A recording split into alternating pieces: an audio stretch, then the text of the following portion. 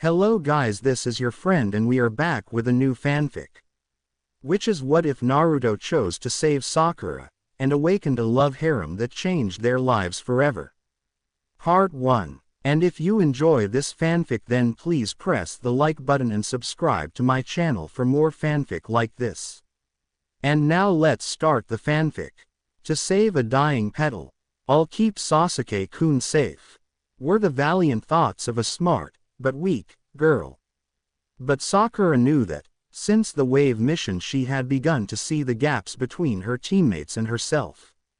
Unfortunately she hadn't done much to change, coasting along on her undeniably high intellect, which was why she had to resort to trapping the area she and Sasuke were in. She had been confident they would be safe, but the genin before her had cut through the traps they had triggered with little to no trouble. Hee. Look at her. Weak and alone, trying to protect a boy that's already dead. Just leave girl and we might let you live, To drive his point home and maybe scare the pink-haired girl, Zaku let his tongue loll out of his mouth and wiggled it a bit. Turning to look Dosu, Zaku told them his marvelous plan. Let me take care of her, Dosu. This forest has been boring and I need something to take my frustrations out on, Without looking at him, Dosu merely gave a short shake of his head in the affirmative. Hey, was the crazed laugh Sakura heard come out of the boy with spiked black hair. She had only a second to prepare herself before he launched himself at her. A dull thump could be heard as Zaku's fist landed on Sakura's left cheek. Sakura let out a small cry of pain, but that's all she could do. He immediately followed up with a strong burst of air from his palms that sent her rocketing into one of the gigantic trees that would commonly be found in the 44th training ground. Gah! From her mouth Sakura let out a small cough of blood. She shakily stood up in a desperate attempt to defend herself, and this time Zaku let her. Why do you stand, I'm going to kill you, you know that, Not hearing a response from the pink-haired girl, just a harsh glare, Zaku shrugged and smiled a truly sadistic smile. Hee, your funeral, Pinky, I will keep Sasuke-kun safe, I have to. Steeling herself for the incoming attack, Sakura's brain worked overtime in an effort to counter the incoming boy. He can use some sort of wind jutsu, so I have to stay close and make this fight a fist fight, but he's pretty good at that too, if his strength is anything to go by. When she finished that thought, Zaku was already upon her. This time she tried to angle herself so she would fall near one of her traps. Gritting her teeth through the pain of getting launched by another one of those wind jutsu, Sakura almost smiled. She had landed exactly where she wanted. Just a little to the left of the clearing she had set up a large kunai barrage. Backing up just a bit so that she wouldn't get hit, Sakura prepared herself once again. Noticing something was off, Dosu called out to Zaku, "Zaku, wait." Only to be ignored. He had already launched himself at the rosette, clearly frustrated by her unreasonable tenacity. He fell for the trap hook, line, and sinker. Surprised and in pain, Zaku used a quick kawarimi to get out. Unfortunately he didn't dodge everything and had to pull out a kunai from his right shoulder, left thigh, and the right side of his abdomen. It was more inconvenient than anything. He had dealt with worse, but it still pissed him the hell off. You bitch. I'll kill you for this. You're going to hurt and scream so bad that you'll wish a million times you'd left earlier. And then I'll rip your head off and show it to the sleeping beauty over there right before I kill him too. Zaku was practically seeing red and Sakura was beginning to cower in fear. She knew that after his last attack that she didn't have much left in the tank. At this point she could only hope and pray that someone came to help. Zankuaha. She wasn't prepared, she couldn't defend, and so she was launched deep into the woods. Unfortunately for her, that didn't stop her attacker one bit. Feeling herself being picked up by the collar of her shirt, Sakura cracked her eyes open only to realize she was inches away from the black-haired boy's face. Don't think that this is where you'll die. Like I said, I want your teammate to see what's left of your corpse, Unable to even gurgle back a response, Sakura let herself be dragged by her hair back toward the clearing. Her assailant was purposely hurting her as much as possible, making sure she hit every rock, branch, or leaf that was in her way. In a last-ditch attempt to free herself, Sakura reached up with the kunai she was still desperately holding onto and cut her hair free from Zaku's grip. Feeling a distinct lack of weight in his grip, Zaku turned to look at the little bitch only to find her desperately and pathetically trying to crawl away from him. Hee, I gotta admire your tenacity, Pinky, but you've just made me madder.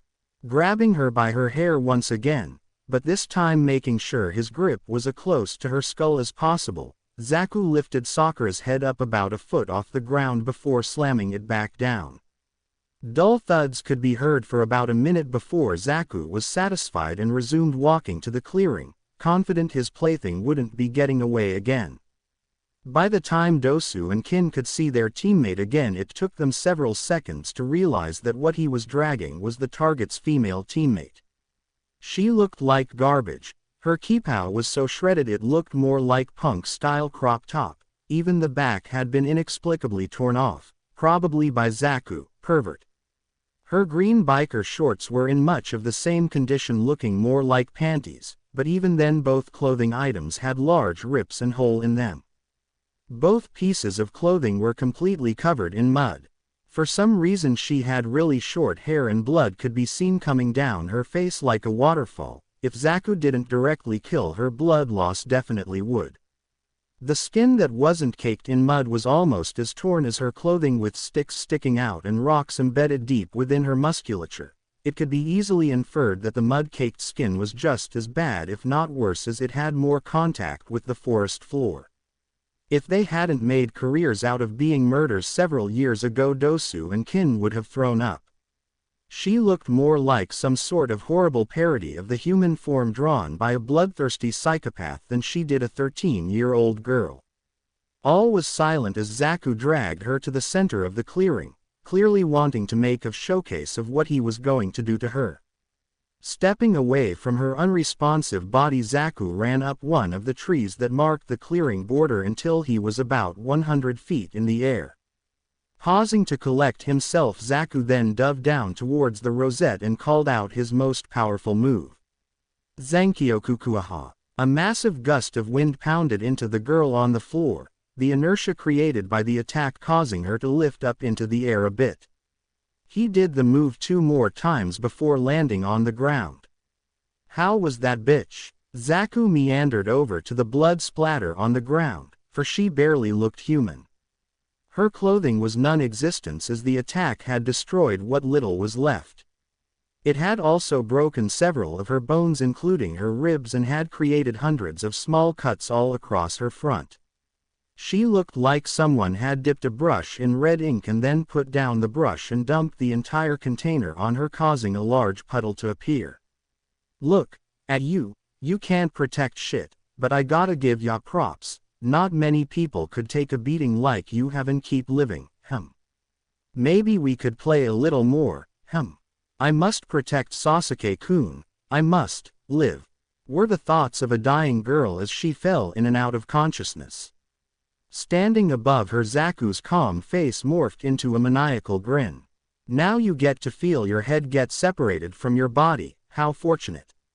But before Zaku could do the deed, an animalistic roar startled him and the rest of his team.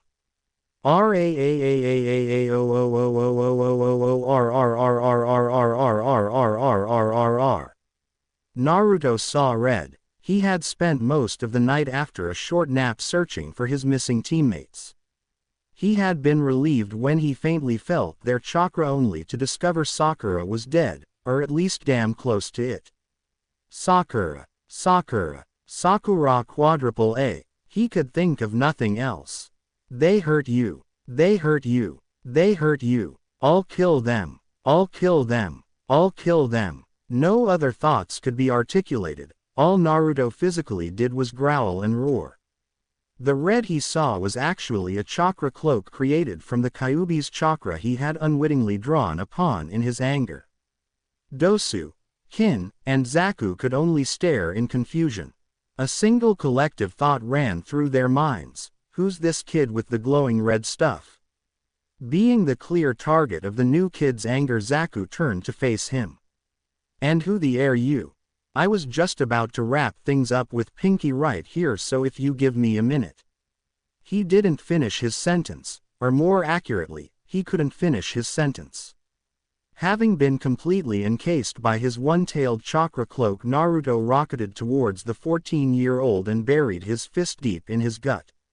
A surprised and very hurt Zaku was launched into a tree. He collected himself rather quickly, but put a hand over his abdomen in an effort to quell the intense burning sensation left behind by Naruto's punch. The hell is this kid? Glancing at the part of his stomach that burned, Zaku was disturbed to find the clothing that was there had been burned away and he looked like he had suffered third-degree burns. The FCK. Is his chakra corrosive? Welp. Not going anywhere near him. If Zaku had been watching his attacker more closely, he might have noticed the beginnings of a second tail forming at the base of the boy's spine right next to the first. An absolutely wild Naruto had immediately dashed towards Dosu and Kin after punching away Sakura's attacker. Dosu jumped out of the way quickly. Kin was not so fortunate. Naruto had realized that Kin was the slower of the two, given that she didn't react to his dash that quickly and mauled her with claws of Biju chakra. Kin's deafening wail tore Zaku out of his musings.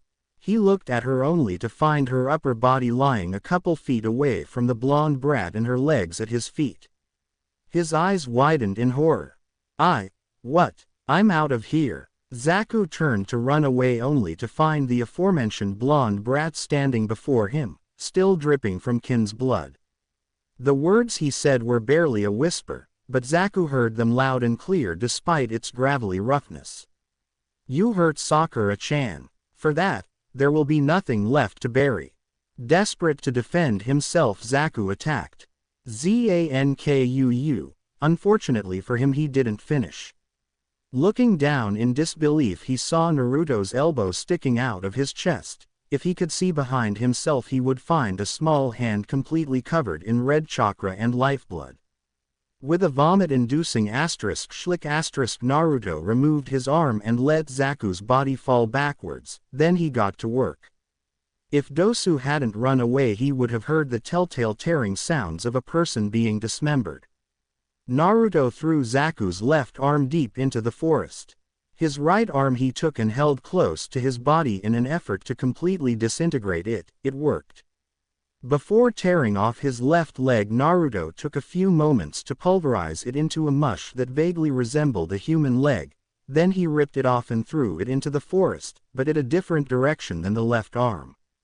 He ripped of the right leg without ceremony, but before disposing it he beat Zaku's face in using it as a makeshift weapon. He then snapped it in half, tore Zaku's jaw off, and shoved the calf into the exposed hole. He then tore into the thigh and ate it like a chicken leg, finally tossing the bone into the forest in a different direction than the previous body parts. To finish off his spectacular job, Naruto used his hands to tear open Zaku's chest and stomach vertically. He then pulled out the intestines and pried open the ribcage much like one would open a present. The final touch was taking Zaku's no longer beating heart and swallowing it whole. Satisfied with his work, Naruto realized one of the Oto Nin had gotten away. Not one to leave a job unfinished, Naruto sniffed around for his scent and, once he found it, made chase. Aft. Dosu was scared. Rather, he had been 5 minutes ago when he saw the blonde bastard tear Kin in half with a single swipe of his claw hands. The chakra that surrounded him had clearly formed into claws around his hand, kind of like a horrifying murder glove. But all of that was behind him. The Konoha Nin must have taken care of his dying teammate or something. Unfortunately, without the rest of his team, Dosu was going to fail the test, but he wasn't worried about that. He was more worried about what Orochimaru would do to him. Maybe I should just run away. Probably join a minor village and lie low. Nah, he'd find me. None of that mattered though, because not even a second later the genin that had killed his teammates appeared before him. Dosu was too surprised to react to the very large chakra claw that was coming at him and as such could not prevent this death. At Naruto's feet lay the two halves of what was Dosu Kinyuda. Naruto had crushed his skull so the tendons and sinews that were his neck now looked more like desperately grasping tentacles. With nothing to hold them in, Dosu's intestines spilled out, creating a river of blood and guts. Now the body, if it could be called that, was nothing more than a revolting caricature of a canyon with a river that ran through that originated from the mess that used to be Dosu's head. Having carried out justice, and grabbed the scroll he had on him, Naruto returned to his fallen teammate. Aft. Upon returning, Naruto still wasn't all there.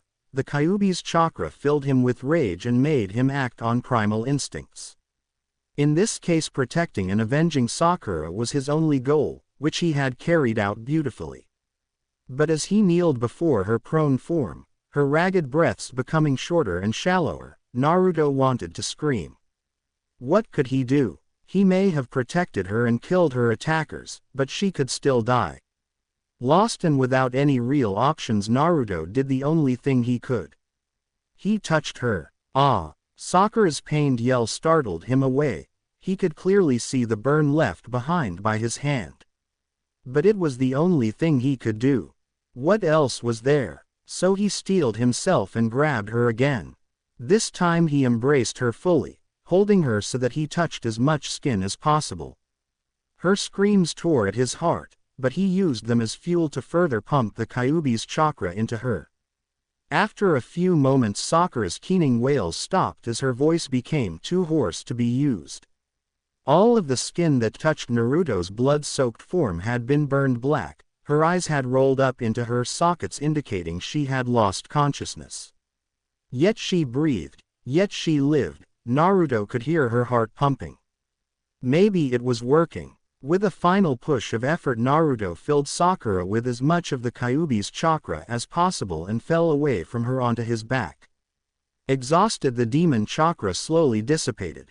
With the final dregs of his stamina and willpower, Naruto got back up and pressed his ear to Sakura's bare chest.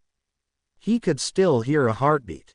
Sure, she looked like a corpse pulled out of a house that had burned down and exploded. But she was alive. So he dragged her over to lie by Sasuke and completely covered the entrance to their little hidey hole with other roots and branches and fell into a deep slumber. Aft. Team 7 had caught one hell of a lucky break. No one seemed to come across their hiding spot, and as such they weren't attacked in the 4 or so hours that the entire team was asleep.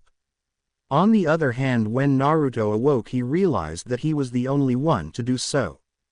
What the hell? Now I have to carry the Tem all the way to the tower. Geez, though I ain't got a problem holding Sakura-chan, hee. But it was the thought of Sakura that jolted Naruto to full wakefulness. He had to check whether or not she was okay. Looking at the prone girl beside him, Naruto was filled with unparalleled joy. Sure, she still looked really bad, but she was breathing, and with strength too.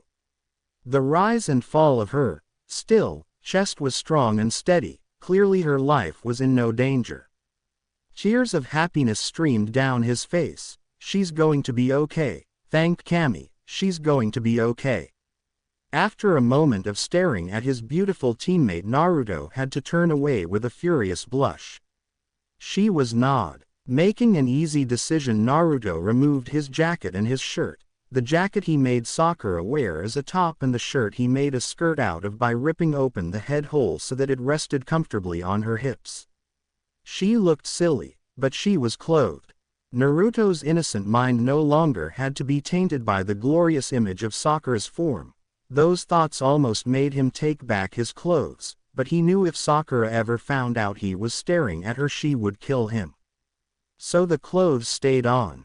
After that little adventure, Naruto took a moment to remember what he did while under the Kyuubi's influence. He almost threw up when he remembered what each body looked like when he was done with them, how each of their faces were contorted in pain and horror, but in the end he didn't feel too bad about what he had done. They had hurt his precious Sakura-chan and they deserved it. Every last moment of pain and agony was their due. Shaking his head in an effort to vanish those morbid thoughts, another realization occurred to Naruto. Using the Kyuubi wasn't all that bad. I mean, sure, it hurt like hell to use it, but I was able to avenge Sakura-chan. I mean, if one guy could do all that to her, then what could I have done? Maybe I should figure out how to use it without going psycho. When Naruto had finished thinking, he created 61 cage bunshin and set 60 of them to establish a perimeter and one to pick up Sasuke. If Naruto had to get to the tower alone, he was going to do it well. For Sakura-chan, was his battle cry, and off he went. In his mad dash to get to the tower, Naruto was able to get there in less than an hour. It was only about midday of the second day, which meant there would be a lot of time for everyone to recuperate. Especially Sakura. Even now all Naruto could think about was making sure she was okay. Having dispelled his little clone escort when he reached the bridge right before the tower, Naruto only had to dispel the clone that held Sasuke. He did so with gusto.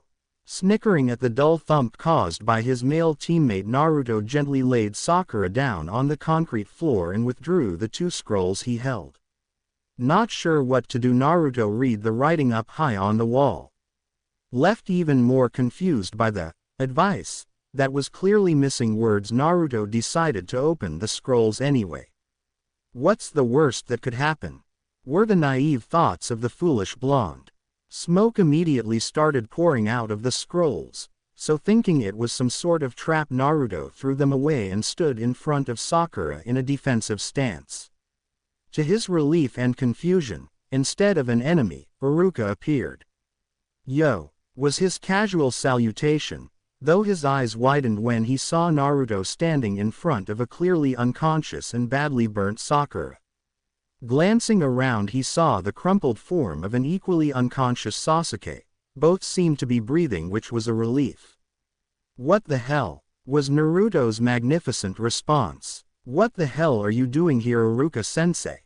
"You see, Naruto, at the end of the second test it's set up so that we Chunin meet up with the exam takers, and I was allowed to be the one to greet you." Wah! Glancing at his large pocket watch, Iruka's expression changed from mildly amused to downright astonished. "Kami, Naruto," he exclaimed. "It's only the second day, and barely past noon. Good job on passing this portion of the exam so quickly. I was going to say that we celebrate with some ramen, but your teammates clearly need medical attention. Let's bring them to the infirmary so they can get the care they need." But Naruto was still stuck on the fact that he passed. By himself, no less. He had literally put the team on his back, and it paid off. Sakura is going to be so happy when she wakes up. Maybe she'll let me take her out on a date. Encouraged by what the future held, Naruto leapt at Iruka in incomprehensible joy. "I did it." Surprised by the flying tackle, but not completely unprepared, Iruka tried to get Naruto to refocus.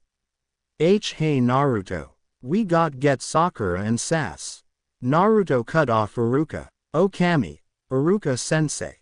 Sakura needs help, please." Shaking his head at his ex-student's excitable nature, Iruka answered him. "I already said that, Naruto. The infirmary is this way. I'll grab Sasuke and you can bring your precious Sakura-chan." Naruto blushed at his old sensei's suggestive tone, though a warm feeling filled his heart that someone else recognized his undying love for the most amazing kunoichi that lived. He then gently picked up said kunoichi, cradling her like the most precious of porcelains, and followed Iruka to the infirmary. Upon seeing the state of the genin, the infirmary staff immediately took them and set to work. Sasuke was a bit of a problem because for about an hour none of the nurses could find anything wrong with the boy. That is until they stripped him down and one of them noticed the cursed mark on his neck. Confused at what it was, but confident it was the source of Sasuke's state of unconsciousness and mild pain, one of the nurses were sent to fetch the Hokage. Hiruzen was greatly surprised to hear about the cursed mark and immediately went to the tower with Kakashi in tow. Upon arriving they were greeted by Anko, who had also been informed of Sasuke's mark. Striding right in, the Hokage stood before the last Uchiha and sent all but Anko and Kakashi away. "We're removing the boy from the exams and I'm going to summon Jiraiya so that he can look at this. I understand yours is the same as his, Anko, so I expect you to help him with controlling it. For added precaution I want to put a temporary seal on top so that it doesn't so heavily influence him. And if he throws a hissy fit about not being in the exams, just come to me and I'll straighten him out, okay?" With a nod of understanding, the three of them got to work and set up the same seal the Hokage had used to seal away Anko's one. After completing the seal and activating it, Sarutobi called in the other nurses so they could continue to attend to Sakura and Naruto. Taking care of Naruto was very simple. He had passed out the second they got Sakura's unconscious form onto a bed and given his natural healing. All the nurses had to do was bandage his injuries, which were mostly light burns and the odd small scratch or two. The only weird part was that the burns, while not that bad, were extensive.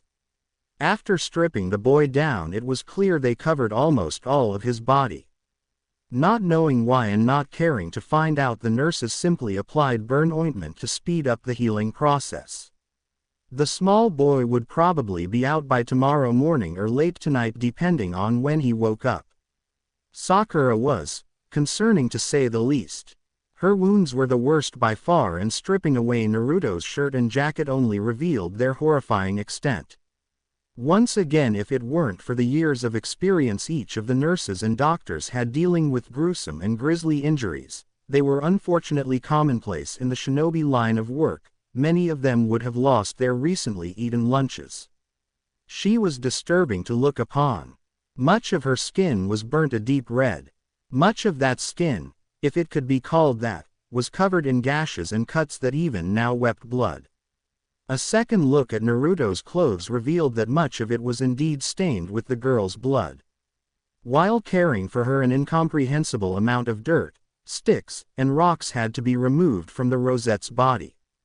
Her legs more closely resembled meatloaf than they did actual legs, and her arms resembled shredded paper. It was a stressful 3 hours for the groups of nurses and doctors that were treating Sakura. They first had to bath the girl. Since most of her body was one big wound, it was much easier than cleaning each wound individually before dressing it. Then they took some 30 to 45 minutes removing sticks and rocks from her body, having to plug up the weeping holes they left behind. The next step was to wrap her entire body in bandages. Again, it was easier than dressing each wound individually. Finally, they assessed the extent of bone breakage in her body. The doctors and nurses were once again horrified to find all of her ribs broken, most of the bones in both of her legs, and some of the bones in her arms. Her skull had received several fractures and her jaw was broken. Luckily, none of the ribs had punctured any internal organs, so internal bleeding was one thing the poor girl wasn't suffering from. The biggest concern in the end was the several fractures and few breaks that could be found along the Sakura's spine. Even with the best medical attention and most advanced Iryojutsu, medical jutsu, Sakura's chances of walking under her own power were slim to none. An exhausted team of medics realized at about 4 p.m., mere moments after finishing their final examinations, it was the end of her career as a ninja. Hiruzen and a much healthier-looking Naruto could be seen walking down one of the hallways that held the rooms for contestants who had arrived early to rest in as they waited for the test to finish. It was the evening of the third day and Naruto was on his way back to Sakura's room after eating dinner in the cafe. He had ran into the Hokage and had to voice the question that had been bugging him since he saw the old man that morning on the way to see Sakura. "Hey Gigi, where'd you take the tem?" Naruto had seen him that morning only briefly as he escorted a clearly agitated, but subdued Sasuke. "Well Naruto, I can't really tell you every detail, but know that Sasuke is very unwell and needs special care. But don't worry, Anko, Kakashi, and I are going to make sure he gets better as soon as possible." "Ah, do you think he will be able to fight?" Naruto's doe-eyed innocence was really shining through. With a heavy sigh he answered, "Unfortunately he won't, Naruto. His condition is very delicate, so I'm having a specialist come and help. He won't be here until after the second test is complete." Naruto's demeanor became slightly subdued. He was able to save Sakura-chan, but he couldn't do anything for the tem. He perked up quickly when he realized that ultimately Sasuke being gone meant there was less competition. Even if he fought him all the time and spoke a big game, Naruto knew Sasuke was still stronger than he was. Not for long. I'll just learn some super kick-ass jutsu, somehow, and be able to kick his in a second. Yeah, Naruto was intensely planning when he heard his precious Gigi speak. "Looks like we're Naruto. Why don't you go to Sakura and I'll speak to the nurse about her condition." Eager to comply, Naruto practically ran to the girl's bed. Without Sasuke, she was the only patient, which gave the teammates a sort of privacy. Not that they needed it. Sakura was still out cold and wasn't looking so good. Sure, it had only been a full day since she was put under the watchful eye of the head doctor, but Naruto had been hoping for more. If only he knew. Aft, with the Hokage. "Tell me, Momoko-san, how is the girl doing?" Unsurprised by her Hokage's casual address, he really lived up to his name as the professor and treated most of the village like students. Honestly, it was almost unnerving how no one had to introduce themselves to him. But it was comforting. Momoka Fukuyama answered with a bit of hesitation in her voice. "Well, Hokage-sama, it's odd to say the least. She might not look it, but she is actually recovering at an astonishing rate. Last night after Naruto left, since he was well enough to not need medical supervision, we redressed the girl's everything. As you no doubt saw, she was covered from head to toe. But imagine our surprise when we discover all of her superficial wounds completely healed. Small cuts and bruises can usually heal over the course of a single day or two, but a mere 6 or so hours after receiving proper medical attention. Absurd. Redressing her this morning and noon was just as surprising. After a full night's rest, most of the girl's bigger cuts and bruises were barely scratches. Most of her broken bones were nearly healed by noon, and if anything, the fully healed bones seemed stronger. Her spine is fine. If she was conscious, she could probably walk around, even if it would be painful given her burned skin. That's another thing. She literally looked like charcoal yesterday. We had planned to remove all of the skin that was too badly burnt, which was most of it, once her bones were healed, so the removal process wasn't more painful than it already had to be. By noon today she looks like that." The nurse gestured towards Naruto and Sakura. Upon a closer inspection, Sakura looked pretty good compared to how she should have been. If he had to compare, she looked only a little worse than Naruto had when he had arrived at the tower. In medical terms, she went what could be considered 4th-degree burns, the worst possible 3rd degree, to 2nd degree, almost 1st degree. Like Momoko had said, it was astonishing. After giving the Hokage a moment to study the girl, Momoko continued. "At this rate she'll be up and about by tomorrow afternoon and completely combat ready by the end of the test. What would have undoubtedly a year's worth of recovery and physical therapy will occur in a mere 3.5 days. The only things my colleagues and I can compare it to are Tsunade-sama's techniques and..." Here she paused, clearly hesitant to finish her sentence, but a look from her Hokage told her to finish. "Naruto's fast healing. It's not quite on the same level, clearly a bit slower, but not by much. The only thing we can think of that answers the baffling question as to why she has recovered so quickly is that Naruto did something to speed up her healing. Using the Kyuubi is the only logical answer, but the how is what has us concerned." Momoko looked towards the old man by her side in silent horror. If he didn't like what she said, she didn't want to think about what could happen. Hiruzen was just worried. If Naruto did something to the Haruno girl that had to do with the Kyuubi, the public backlash would be tremendous. He was still hated by most of the population, but the odd prank or petty thievery were the only things they could really hold against him. If this got out, Hiruzen almost shuddered at the thought. Mebuki and Kazashi were both well-respected retired chunin even if they didn't belong to any clan. In his youth Kazashi had shown great potential, perhaps in another world he would have been made Hokage rather than Minato. A silly thought. While Kazashi had become a full-time merchant, Mebuki had stayed in reserve duty and led a mother-only neighborhood watch. It was quite successful to the point that her side of town was rarely, if ever, visited by the prankster king from hell, and their crime was non-existent. Literally, there hadn't been a crime reported in about a decade. From what he knew, they didn't hate Naruto for being the Jinchuriki of the nine-tailed fox, but they didn't really like him either. His pranks would often affect Kazashi's merchant business, cutting into his profits for the day, and he still got away with the rare prank in Mebuki's neighborhood, forcing the woman to deal with complaints for several days afterward. Having expected the boy to be an outcast, they warned their daughter away from him the moment she described him after coming home from the park one day. If they found out about Sakura's current condition, in the end, if Sakura's parents reacted badly to Naruto somehow using the Kyuubi to heal her, then things could get really bad for the boy.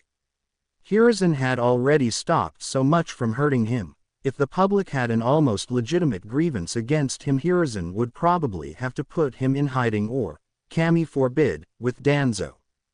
He was brought out of his intense musings by Momoko's soothing voice. "There is one last thing, Hokage-sama." Momoko was practically fidgeting, she was so nervous. "When we redressed the girl at noon today, we noticed something odd. There seems to be protrusions forming on the girl's head and just above her rear.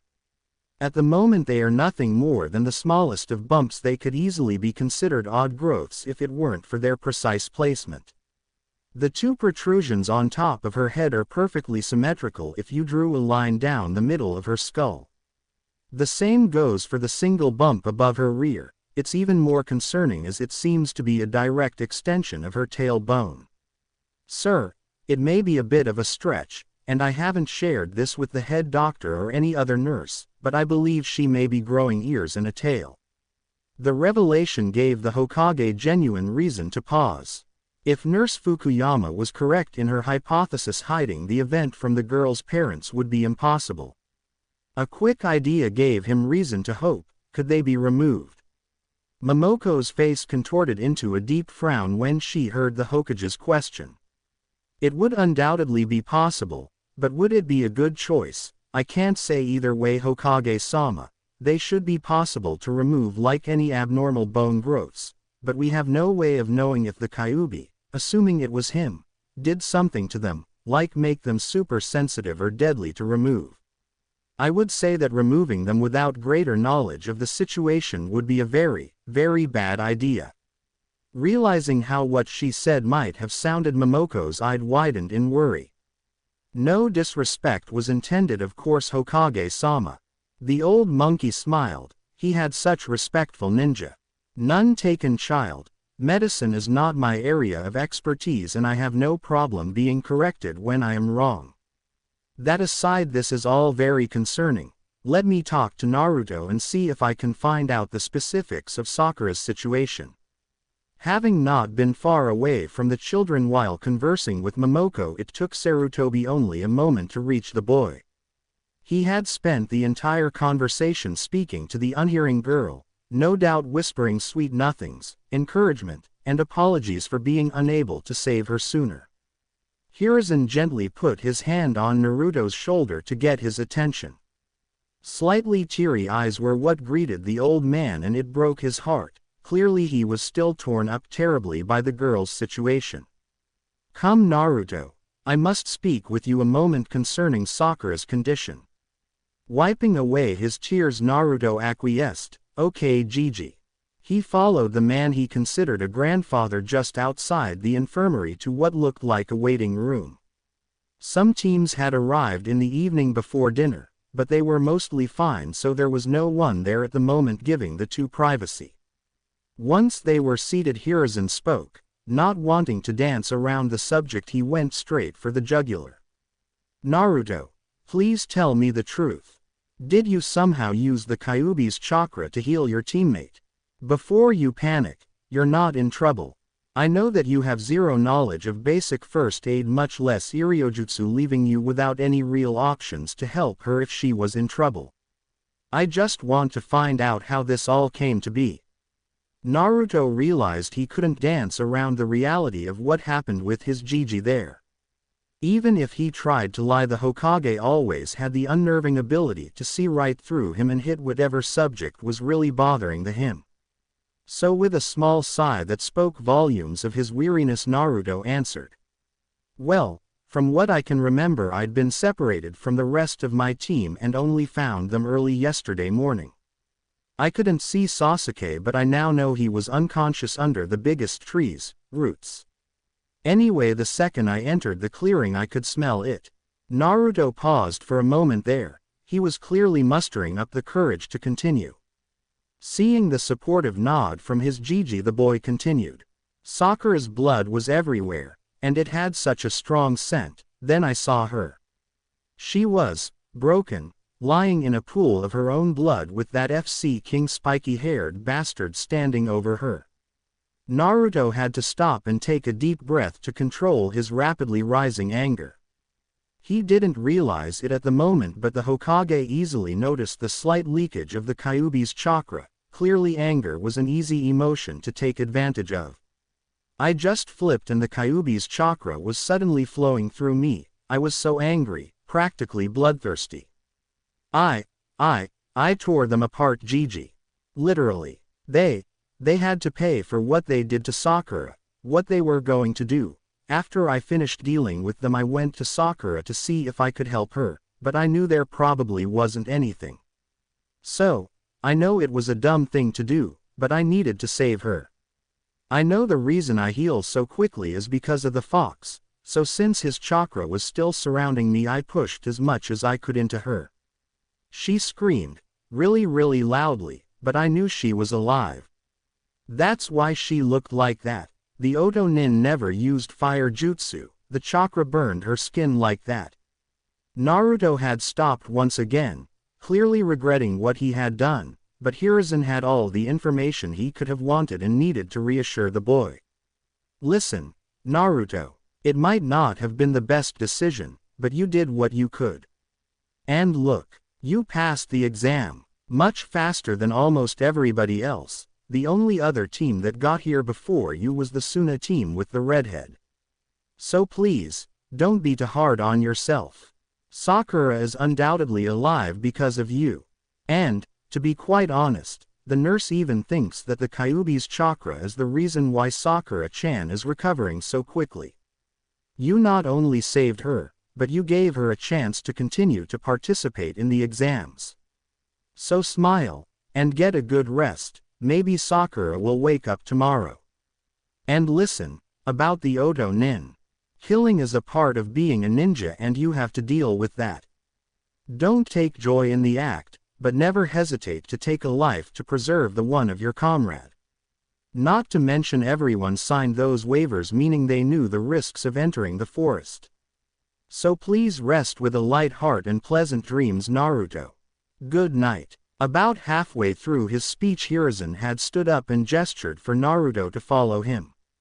He spent the rest of the walk to Naruto's room finishing up his speech, and after he said goodnight, a much more relaxed Naruto responded in turn. Sighing deeply, the elderly Hokage returned to the infirmary to tell Momoko what he had learned and to witness the girl's redressing. Those bumps, in particular, were worth a closer examination. Aft. A lengthy explanation later, and that's about it. With everything that he said, I think it is a safe bet to say that the girl's healing can be attributed to the Kyuubi's chakra. Though that brings up the question of how, to most, Naruto included, a Bijuu's chakra is acidic. We saw the effects in Sakura's horrendously burnt skin, but how could it do a heel turn and begin to cure her? Could it be Naruto's will? Being sealed within him, the Kyuubi has no way of moving his conscience, so we can rule out it possessing the girl or trying to influence her. The only thing I can think of is that Naruto in fact forced his will upon the chakra and made it heal her. A Jinchuriki's job is to control their demon's chakra, but to affect it after being separated from it. Odd. An examination of her chakra would be exceedingly prudent. Nodding her head in understanding, Momoko proceeded to unwrap the numerous bandages that covered the unconscious Rosette. As each roll came off, more angry red skin was revealed. There was no bubbling, which could easily be attributed to the Kyuubi's chakra, but it was exactly as Momoko had predicted, just between second and first degree burns. Now that I think about it, the Kyuubi probably cured whatever internal wounds she had and prevented her from getting any sort of brain damage. Even if Naruto got here as quickly as possible, which I know he didn't since he took a nap, Haruno-san would have undoubtedly succumbed to internal injuries or would have been left with permanent brain damage. All in all, this could be a much worse situation, one where most scenarios resulted in the girl's death or early retirement from our shinobi forces. He truly is the most unpredictable knuckle-headed ninja. Using the Kyuubi's chakra like that should have killed her. He's one hell of a lucky kid. The end of Momoko's thoughts marked the end of the unwrapping process. The girl's nod form was a bit underdeveloped for a kunoichi. She really needed to fatten up and develop some sort of muscle definition. At least that's what Momoko had said last time she looked at the girl, and should have told the Hokage, who was right there with her, but what she saw caused her eyes to practically pop out of their sockets. She had grown. If she had to give a rough estimate off the top of her head, she would say the Rosette was about 5 feet even and loser to 100 pounds, rather than her previously scrawny form. She had very obvious muscle definition, and her tiny, nearly non-existent, had drowned to a supple B cup if not slightly larger. Momoko was absolutely baffled. The girl's hair had even grown suddenly. Now it reached to her shoulder blades. Hokage-sama, I don't know what to say. She wasn't like this several hours ago. Placing a placating hand on the poor woman's shoulder, the Hokage spoke. Please, Momoko-san, we've already talked about why the girl might be like this. This is clearly the Kyuubi's chakra at work. As a nurse, you should know a person's chakra is made up by their physical and spiritual energies. Clearly the Kyuubi's chakra, by no doubt integrating with the girl's, is greatly affecting her physical energies. It's probably forcing her to grow so that it can properly host her new chakra. But let's confirm this. Would you do the scan we spoke of? Grateful for the Hokage's calming touch and the grounding caused by his logical deduction, Momoko did as she was asked. After a minute of intense and thorough scanning, Momoko told the Hokage what she found. I'm no Tsunade, but I'm no slouch either. This is difficult. Like you had guessed, the girl's chakra makeup is slowly changing. As you know, a biju's chakra tends to be red and a human's chakra tends to be blue. Since Sakura-san didn't have much chakra in the first place, the Kyuubi's chakra has eclipsed hers by a large margin. Now the obvious result would be that the two chakras would mix and the patient would end up closer to a biju than a human. A possibility is that they would reject each other, but that obviously didn't occur since she didn't explode at any point. But what's happening is even weirder than this situation has been already. The Kyuubi's chakra is being absorbed by the girl's own. The color of her chakra is still changing to a deep purple, but her own chakra is staying dominant. Essentially, she won't be having any surprising personality changes that would probably occur if the two chakra had simply integrated. That's all I can say though. Like I said, I'm no Tsunade. Unintentionally sounding harsh, the Sandaime answered. No, you aren't, but that doesn't mean that I can't get my old students drunken back here to examine the girl. Jiraiya is going to be here by the end of the test anyway to check on the last Uchiha. When the second exam is finished, I'll send him out to search for his wayward teammate. Oh, sorry, I didn't mean to sound so harsh. I understand, Hokage-sama. Back to the girl's condition, my earlier estimate of her recovery time was spot on. She should be up and about tomorrow. If anything, this event will leave her a much stronger kunoichi. If her musculature gets the same benefits that her bones did, she could probably lift 200 or so pounds above her head without the use of chakra. All the while she'll probably maintain a high level of flexibility and quickness. No shinobi's ideal body would have massive muscles, so she probably won't look grotesque. Honestly, if my assumptions are accurate, she will one day achieve the perfect female body, strong, lithe, and if the animalistic nature of the Biju is anything to go off of, ideally capable of bearing numerous children, and bouncing back without issue. I'm jealous. Looking at her Hokage, she was greeted with the unfortunate view of a lecherous grin spread across his feature. His eyes were unfocused and he was clearly daydreaming about a sexy Sakura Haruno. Wanting to slap him, but knowing that wouldn't be in her best interest, Momoko simply gently shook her Hokage's shoulder. Disappointed that he was taken from his less than appropriate daydream, Hiruzen quickly schooled his features. Well, that's good. For her, I mean, it's good for her. I must go, Momoko-san, you know, things to do, a village to run and all that. You, keep up the good work. I'll probably return tomorrow and I'll be here the 6th day as well.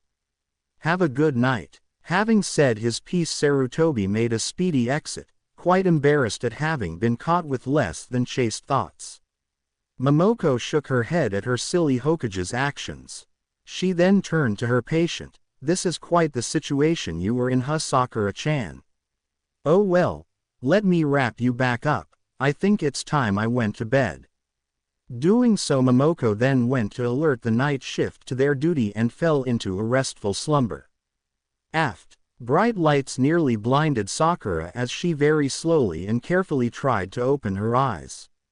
She blinked several times in rapid succession, trying to banish the dark spots that appeared in her vision as she opened her eyes even wider. A full 2 minutes later, Sakura had her eyes completely open and staring at a white ceiling. Clearly she was in a hospital or infirmary, but for the life of her she couldn't remember why. Then she realized something was off. She didn't feel like she was in any sort of danger, just that something had changed and she didn't know what. Rotating her head from side to side, the smart girl finally realized it. Her vision was amazing.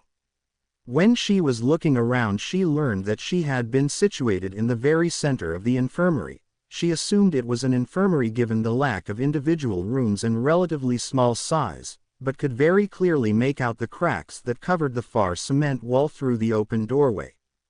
Wow! Assuming this room is about 50 feet by 100 feet, making the entrance 50 feet away, and the hallway is about 10 feet wide, that's about 60 feet away.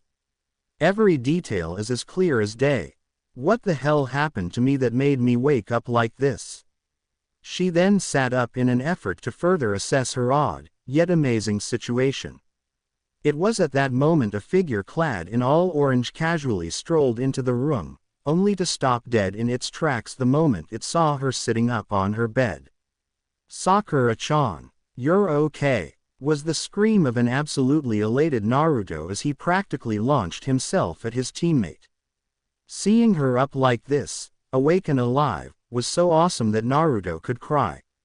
Only he was stopped by a hard punch to the head. The hell do you think you're doing, Baka?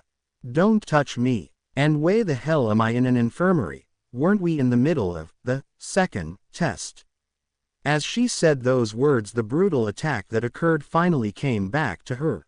The flood of extremely painful memories caused her to physically flinch. It was then another realization dawned on her. Oh my Kami, where's Sasuke? I don't see him. Is he okay? Did he get hurt? Not receiving an answer from her lesser teammate, Sakura looked for him only to find him nursing the new bump on his head from her punch. Hey, get it together, Baka. Where's Sasuke-kun? Not wanting his longtime crush to get even madder at him, Naruto quickly jumped to his feet and told her what the Hokage told him. He was still unconscious for a while, and when he woke up, Gigi took him away along with Kakashi-sensei and the crazy examiner lady. He said the Tem wouldn't be able to compete anymore, but we passed just fine. Ignoring his enthusiastic ending remark, Sakura pressed for more details. Where did he take him and why? Grumbling over the fact his crush couldn't let go of the damn Tem even when he wasn't there with them, Naruto answered. I ain't got a clue as to where he went. I just know that Gigi said he was very sick, but that they had the best medics working on him. So there's that. Realized that her crush was alive and well. Sakura finally remembered that Naruto had said that Sasuke had still been unconscious for a while, meaning her knight in shining armor couldn't have possibly saved her.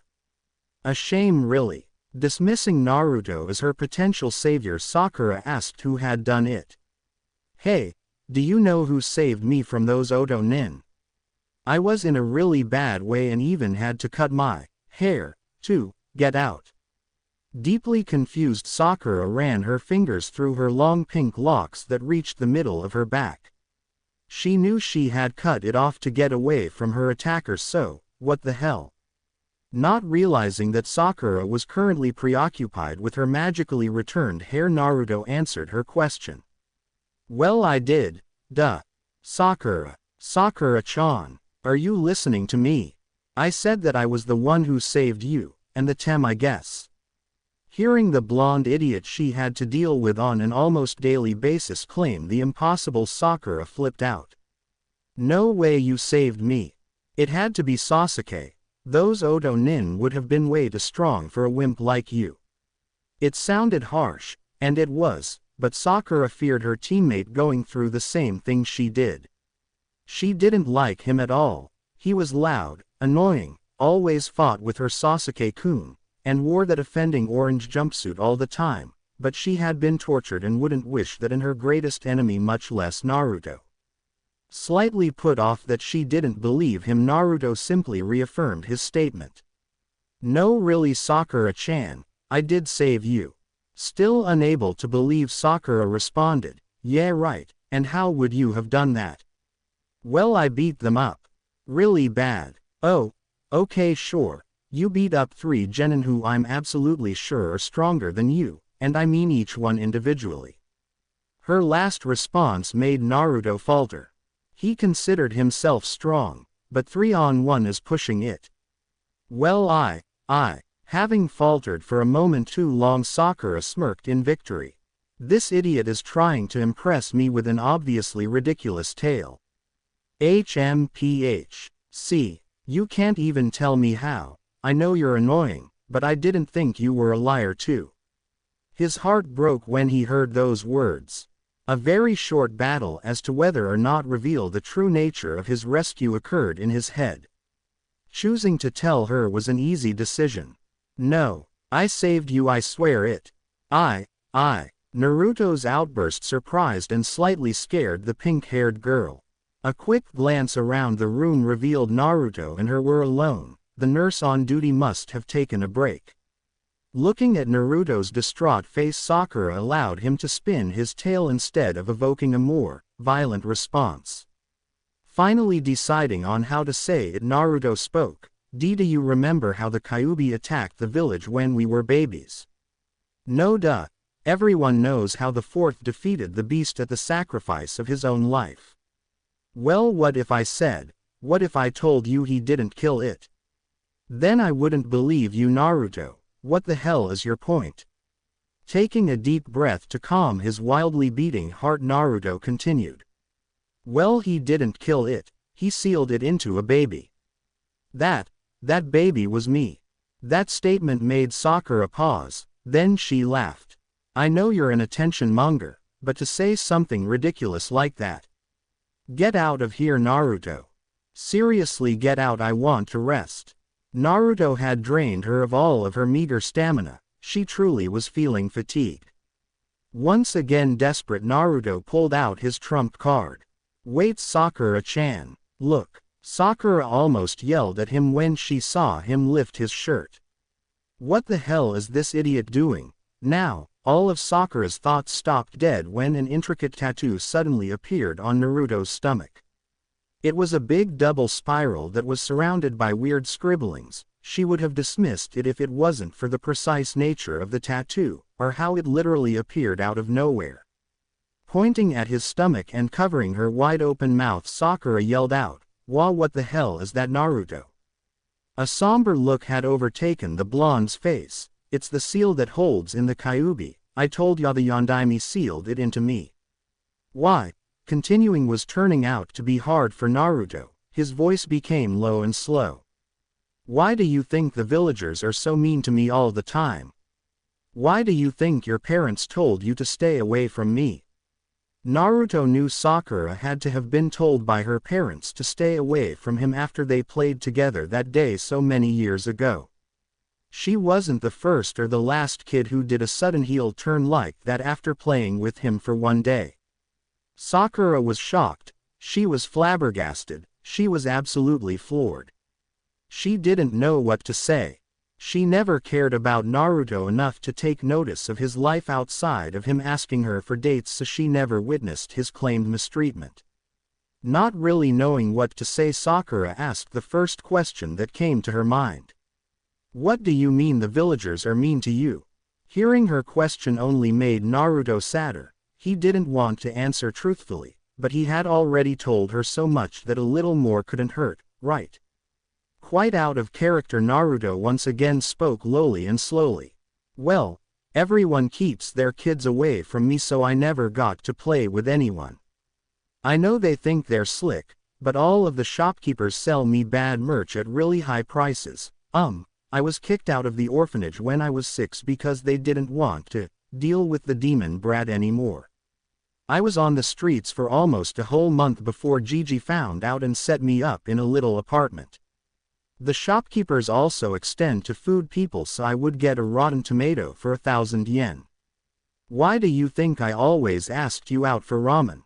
Tsukiji and Akane are the only ones who will serve me. Every year on my birthday, mobs would chase me around town all day. Sometimes they caught me.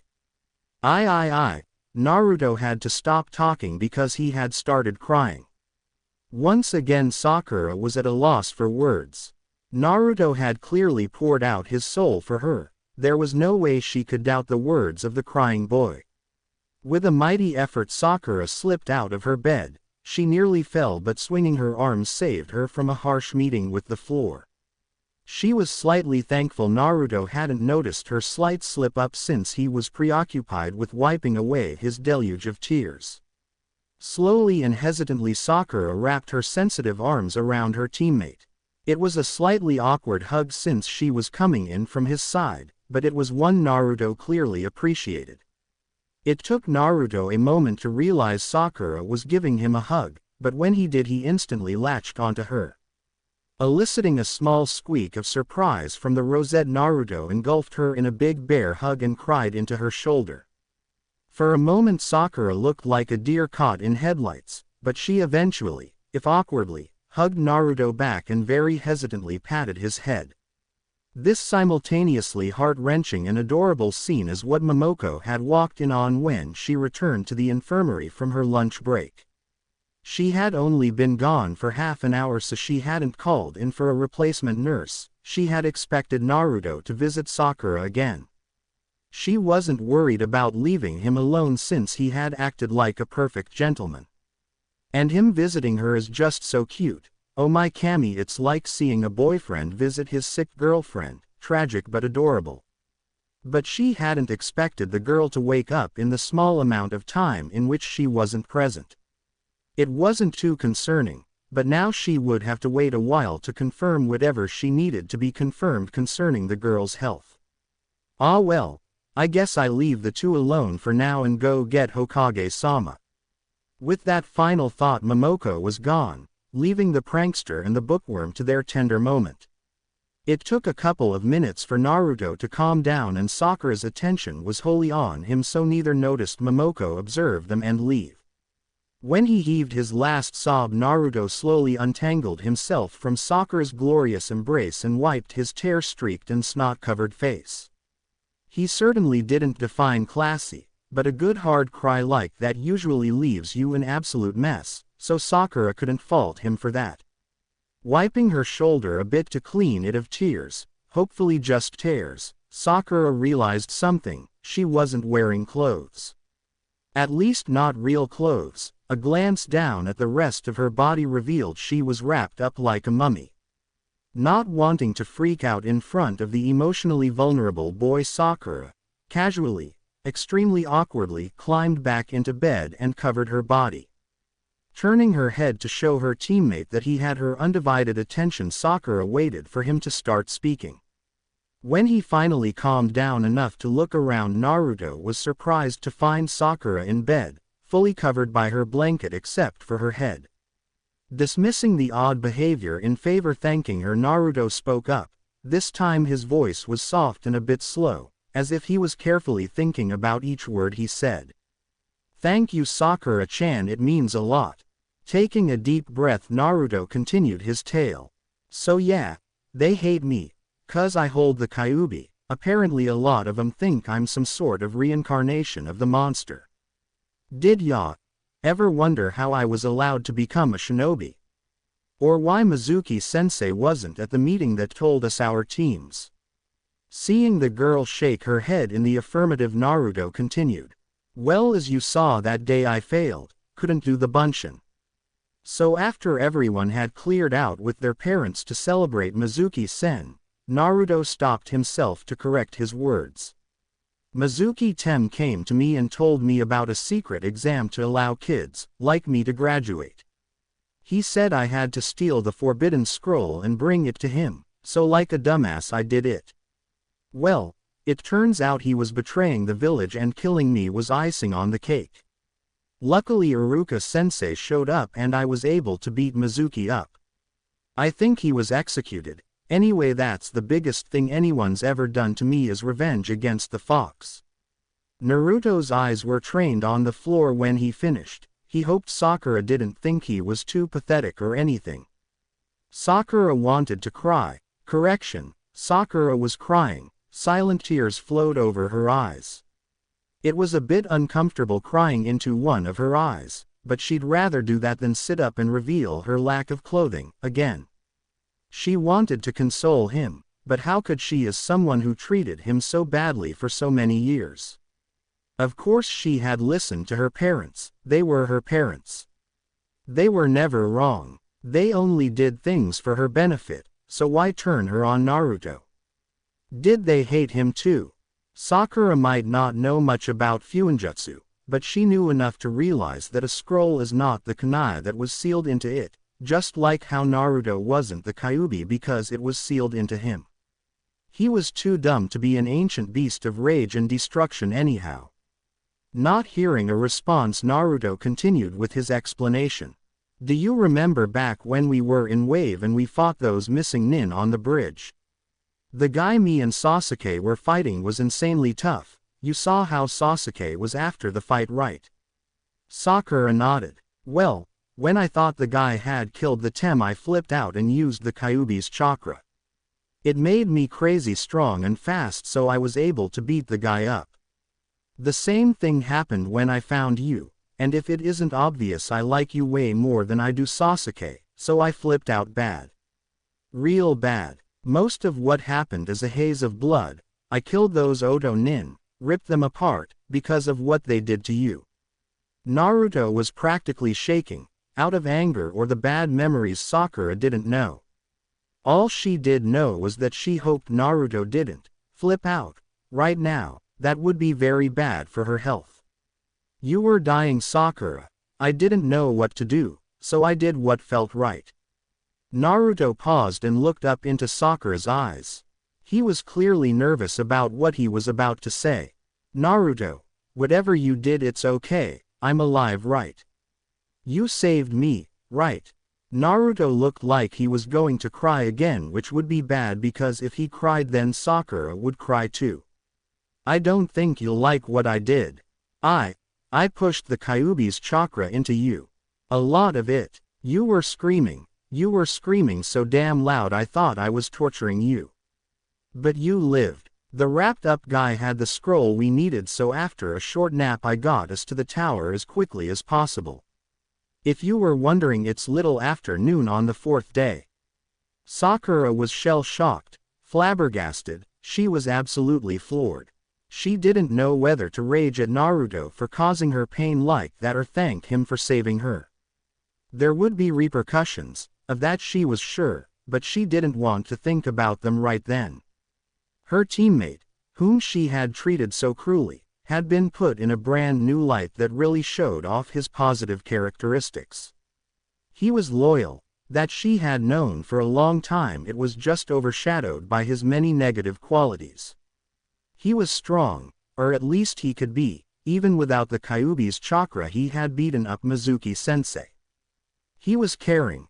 Sakura wouldn't be surprised if he had been coming to visit her every moment he was allowed, and some that he wasn't. The thought brought an honest-to-goodness blush to Sakura's slightly red cheeks.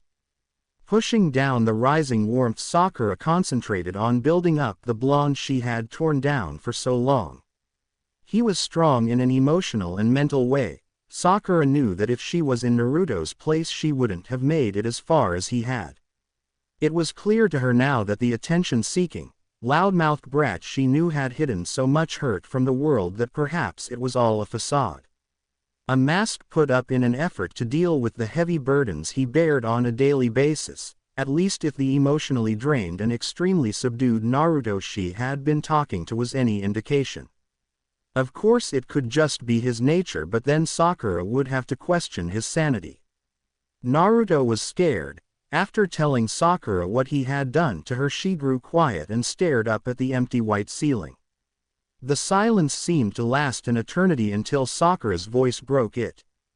"Thank you." A shocked Naruto's head shot up faster than a speeding bullet. The simple words seemed to surround him and smother him in like an affectionate hug, filling him with a joy that words could not describe. Tears brimmed at the edges of his eyes as he answered, "Hee, no problem, Sakura-chan." A short pause filled the room, then Naruto filled it. "So, you're not mad that it was me who put you in here?" He looked back at his crush's face. She was still looking up at the ceiling, but she seemed content, as though thanking him had relieved her of something. It had. Hearing everything that happened to Naruto from his own mouth made her feel terrible about herself. What made it worse was that she just compounded his plight by her own violent spurning of his date offers. She felt as though thanking him genuinely was the first step in a right direction. "Of course I'm a little mad you ended up hurting me so badly, but if how I felt before I passed out was anything to go by I probably would have died, so again, thank you." Naruto could jump for joy, but he didn't because in that moment Konoha's third Hokage walked in.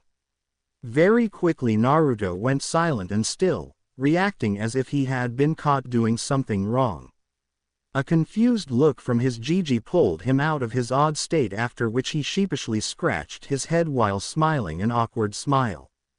"What am I going to do with you, Naruto?" "Ho ho ho. Ah well, how is Sakura doing?" When Hiruzen finally sidled up to the edge of the hospital bed that held the rosette, he was surprised to be greeted by her intelligent eyes. She was clearly studying him, a bit of awe and respect practically emanating from her. She was also a bit afraid. Good, at least some people know how to show proper respect nowadays. "Hokage-sama," was Sakura's odd whisper. "It's an honor." It was then that her features gained a confused look like as had moments earlier. "But why are you here?" Hiruzen was a bit hesitant to respond given she was one of the younger generation and he wasn't about to break his own law. He decided upon simply wording the Kyuubi's chakra in a different way and hoped she didn't catch on. "Well, you see, Sakura, when Naruto went to save you he did something odd. It's actually the reason why you have only recently woken up. It has been 2 full days since you were attacked by the way. Anyway, what Naruto did to you was very dangerous, so we've been carefully monitoring your healing so that no odd effects appear." Hiruzen couldn't stop his words from tapering off into silence once he saw what he had been afraid to find.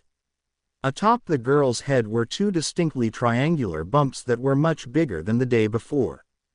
If Hiruzen had to guess, he'd say that by this time tomorrow she'd probably have fully grown fox ears. A quick glance to the side of her head confirmed that at the very least her human ears weren't just disappearing, but it was all still disconcerting. Sakura was confused when the Hokage suddenly lost interest in talking to her. After waiting a minute she finally said what she had been wanting to say. "If you're talking about Naruto using the Kyuubi's chakra to hurt but heal me, then you don't have to worry. He already told me everything, everything. She then turned her head to send a reassuring smile towards the surprisingly quiet boy. The Hokage must chill him out or something. It took a moment for Hiruzen to internalize Sakura's words, but when he did, all he could do was gape at the two young ninja before him. His eyes finally rested on Naruto and he asked the obvious question, "Why did you tell her? I thought you weren't going to tell any of your friends, something about them hating you, I believe." He couldn't help but chuckle at the end of his question. In all honesty, he was very happy for the boy. It was good for him to share, and it was just bonus points that he did so first with his longtime crush. Naruto could only sheepishly rub his head once again. "Come on, Gigi. I was kidding back then." "Yeah, I was kidding." "Oh, do relax, Naruto. I was also joking." Turning to Sakura, his joyful eyes suddenly had a hard, dangerous edge. "I don't know if Naruto told you, but this information is an S-class secret. Divulging this information to any unauthorized personnel will result in your immediate execution. Am I clear?" Seeing that Sakura was clearly disturbed and scared, Naruto jumped to her defense. "Hey, cut it out, Gigi. She wouldn't tell anyone." He looked at Sakura for confirmation. She quickly and eagerly shook her head. Yes, still scared of what her Hokage could do to her. "See, she won't be telling anyone." "All right, Gigi." Sarutobi was noticeably taken back. He quickly schooled his features to that of a stern Hokage and began to carefully analyze what just happened. Does Naruto care more about Sakura than he does me? If so, how much does he care about the village? And if Sakura returns his affections, then I'm sure she would have ultimate control over him. He already worships the ground she walks. I worry too much. I'm too damn old for this. Besides, I can't think of a good reason for her to betray the leaf. I hope you realize what you've been entrusted with, Sakura." Quickly glancing at Naruto did the trick. Sakura followed his gaze but didn't turn back to look at him. It is Naruto's choice to tell or not tell his secret to whomever he wants. "You were the first, be proud of that." Pausing a moment to let his statement sink in, Hiruzen continued speaking, this time on the reason he originally came. It was at that moment in which he opened his mouth that Nurse Fukuyama and several other doctors entered the infirmary, intent on studying Sakura. "This was actually what I came to more or less warn you about. You see, rather you haven't freaked out, so you probably don't see, but at the moment you seem to be healing very quickly and growing some extra appendages." Sakura laid stock still. "Kami, above this is what I was worried about." Deep breaths, Sakura, deep breaths. "Let's see, the Kyuubi is a demon fox Sue." Ever so slowly raising her hand to her head, Sakura felt two very distinct bumps that were perfectly symmetrical on her head. They were also in a straight line from one human ear to the other. She assumed they would be ears soon, and covered in a light, soft fuzz. Rubbing them a bit, Sakura felt the distinctly odd urge to purr. "Ah, hell." Confirming one change, Sakura set out to find any others. A bit of exploration revealed no extra fur anywhere it didn't need to be, but when she reached for her back she found it. A tail. She was growing a goddamn tail. It was very short at the moment, no more than 6 inches, but the fur on it was already pretty bushy. Once again lightly rubbing the extra appendage, she noticed that the fur was ridiculously soft, and once again she was feeling the distinct urge to purr. Suppressing it and laying back down flat on her bed, Sakura opened her eyes, which she hadn't realized she had closed, and blushed. The doctors, Hokage, and Naruto, especially Naruto, were staring at her intently. She cleared her throat to get their attention and spoke. Well, from what I felt, I have a fox tail and some ears. I guess you guys can study me or whatever." Momoko, who was the most familiar with the girl in her situation, cleared her throat to speak. "All right, I can't imagine that this will be comfortable for you, Sakura. I and another female colleague of mine will be conducting a thorough physical of you once everyone else is out of the room." She ended her statement with a harsh glare at the rest of the doctors and nurses as if daring them to say otherwise. Not a peep was spoken, even from the Hokage, and with a shooing motion everyone did as they had been ordered. Momoko put her hand on Nurse Kitoji as a sign for her to stay back. Mari was an older nurse in her late 40s who was well known for being extremely motherly to any and all patients that she came across. It had actually earned her the nickname Mom, which most of the nurses and regular patients called her. "Mari, I want you to help me out with Sakura-chan. I just know your presence will go a long way to making this a successful physical." Mari simply nodded her head in understanding and waited for the room to empty. Just as the last doctor was leaving, Momoko spoke up. "Actually, wait a moment." Glancing quickly at Sakura, Momoko continued, "Please contact Hana Inuzuka and ask her to report here as quickly as possible for an emergency." The doctor nodded his head in understanding before slipping out the door and closing it behind him. Taking a deep breath to calm herself, Momoko spoke once again. "I know you want to be here to take care of Sakura Naruto, but we will take really good care of her, so don't worry, okay?" A slightly nervous Naruto rose up from the far side of Sakura's bed. "You got me, but..." "No. Buts, Naruto. Wait. He spoke so quickly the words blurred together. What if I was a girl too? That certainly threw the nurses for a loop. Their first instinct was that Naruto was just being a pervert and wanted to see her nod, but the look in his eyes said otherwise. He felt responsible for Sakura's circumstances, which he was, and it was tearing him up. If all he could do was be there for her, then he will. Such passion bowled over whatever protests Mari and Momoko had. Hesitantly Momoko spoke. "Well, I guess if you were a girl I could give you a pass. Consider this an in-depth anatomy lesson, okay?" Anato what? Momoko drew in a deep, shuddering breath. This was going to be very tough. Before she could go into a long discussion, she felt Mary's hand on her shoulder. "Don't worry, Fukuyama-san, I'll deal with the boy. Why don't you talk with our patient for a bit as I prep him?" Relieved that she wouldn't have to suffer through the ordeal that would be teaching Naruto, and happy for the boy since Mari was probably the best teacher he could have, Momoko turned to Sakura. Seeing that the girl was nervous, she sat at the edge of the bed and soothingly spoke to her. "Hey Sakura-chan, it's going to be all right, okay? First off, you're not a freak, just gifted. Think of whatever new discoveries we make about your body as a Kekkei Genkei, which in all honesty they just might be. Now the big question is, are you okay with Naruto sticking around?" Without hesitation Sakura answered, "Of course, I don't know.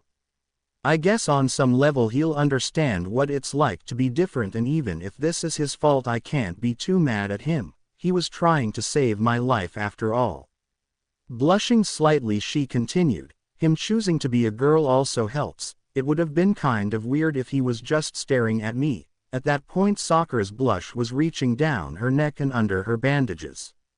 Chuckling a bit at the girl's demeanor, Momoko responded, "Well, that's good. To be honest, I'm really interested on how he'll be a girl because a normal henge won't cut it."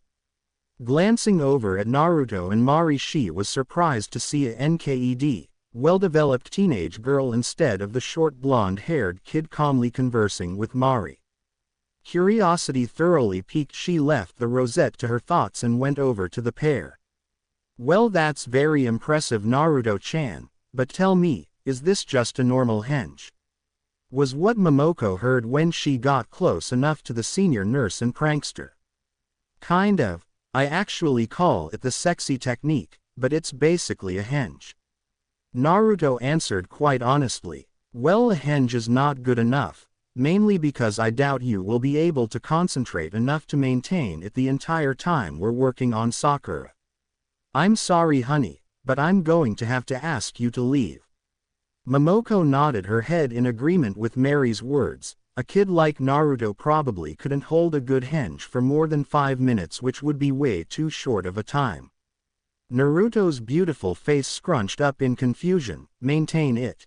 Why would I have to maintain it? Once again the nurses were thrown for a loop. Was this kid claiming to not have to concentrate on his henge? Well, Naruto, a good henge takes concentration and extensive knowledge on whatever you're transforming into. If you wanted to henge into a girl for as long as it takes for us to give Sakura her physical, I would say you have Jonin level ability with the technique. This only confused Naruto more. The heck you talking about? I just wanna be someone, so I do it. This time Mari spoke. Can I touch you then? A high-quality henge can deal with a lot of stress, even damage. While a bit unsure about getting hurt, Naruto acquiesced. If he could spend more time with Sakura, he would do anything.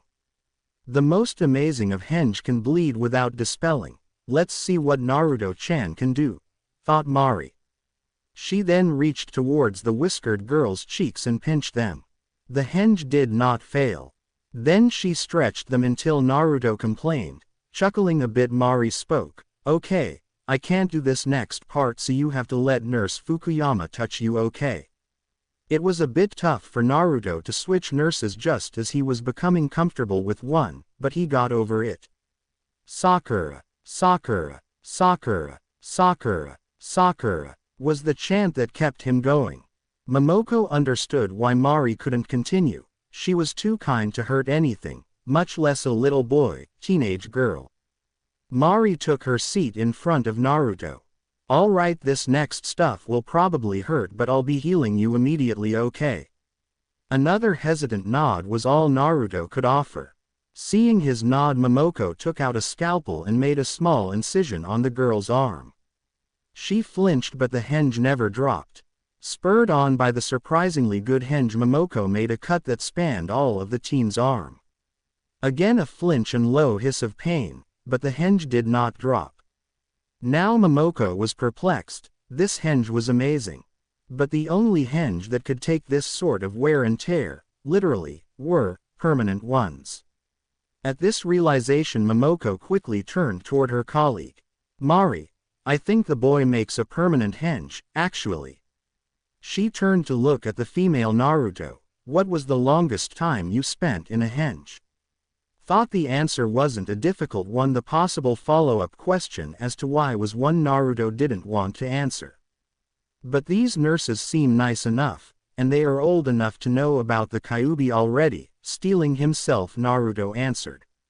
Well, one time on my birthday I spent a good day and a half in a henge. I even slept twice since I didn't want to turn off the henge till I knew I was safe. Naruto turned his large doe eyes towards the women as if begging them to be nice. Hearing the boy's plight tore at the hearts of both women. They never hated the boy for what he held, she held. Either way, what Naruto had done was astounding. His henge was a permanent one. He simply willed in and out of existence. Mari was the first to speak. That's amazing, Naruto-chan. But if you don't mind, I'd like to do one last test. Can you lay on one of the beds? This caused Momoko to look at her senior questioningly. She had an idea of what Mari wanted to do, and she'd be lying to herself if she was interested as well, but the boy might object. Naruto was a bit unsure, but these nurses had been nothing but kind, so he did as he was told. Once he had laid himself out, undoing his long pigtails so they weren't in the way, Naruto called out that he was ready. Hearing that, the nurses walked up to the bed, one on either side. This time it was Momoko who spoke. Okay Naruto, we're going to put you to sleep for this part, is that fine with you? Naruto had a very hard time trusting people, but these nurses were nice, and he needed to be with Sakura, so he gave them an affirmative head shake and tried to relax as much as possible. It was Mari who cast the genjutsu, dreamless sleep technique. It was an easy enough jutsu, one that most nurses and doctors learn early on in their education, but it was amazingly useful. Alright Fukuyama-san, I think we're on the same page, so let's do this as quickly as possible. A serious expression on her face, Momoko nodded as she put on a pair of rubber gloves. One gynecological exam later and the nurses were floored. Naruto was for all intents and purposes a bona fide woman. If she so pleased she could birth a child. That was another thing. How did Naruto think of herself? That would be easy enough to answer when she woke up. Kai, said Mari, to release the technique on the girl. Blearily opening his eyes, Naruto asked the question he had since before he went to sleep, "Can I stay with Sakura now?" Surprised by the question, but endeared by the girl's single-minded dedication to her crush, Momoko answered. "Yes, you can, Naruto-chan, but I have a question for you. Are you a boy or a girl?" Naruto looked at her like she was stupid. "I'm a boy, duh." So no gender confusion is caused by the technique. That's good to know. Mari thought. Well, Naruto, what you don't know is that your technique turns you into a girl. Well, yeah, that's the point. Mari simply smiled at the interruption. Ah, but you probably don't know that you could be a mother if you wanted to, huh?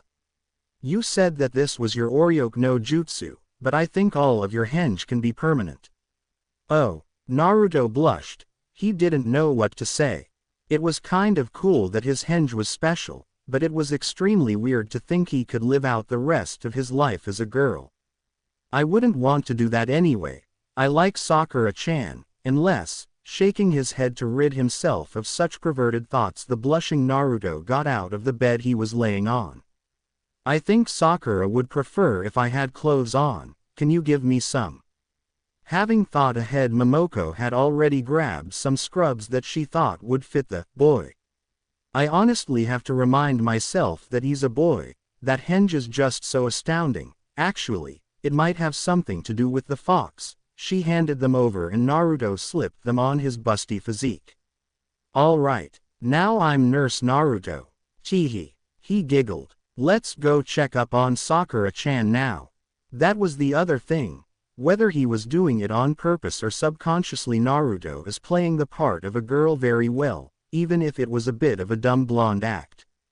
All of the nurses, Naruto included, stood around the sleeping Sakura's bed. She had fallen asleep a bit after Momoko went over to Mari and Naruto.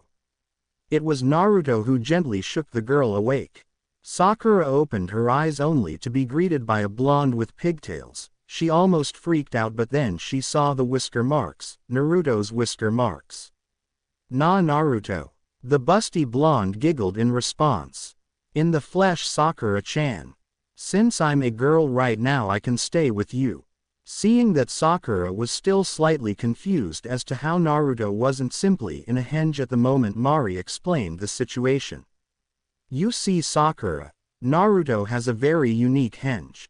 It's actually permanent." Wanting to make the boy squirm, she continued, "Actually, if he wanted to get pregnant he could."